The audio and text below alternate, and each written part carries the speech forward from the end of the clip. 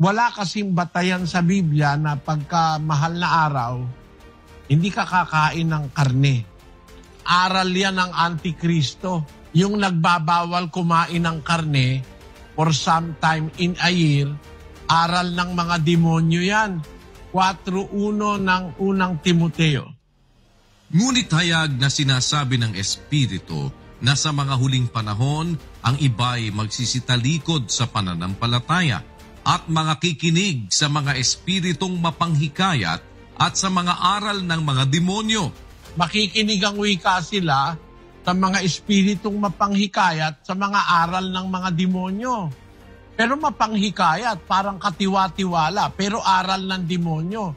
Espiritong mapanghikayat, aral ng mga demonyo. Alin yon sa 3? Na ipinagbabawal ang pag-aasawa at ipinag-uutos na lumayo sa mga lamangkati na nilalang ng Diyos upang tanggapin na may pagpapasalamat ng mga nagsisisampalataya at nangakakaalam ng katotohanan.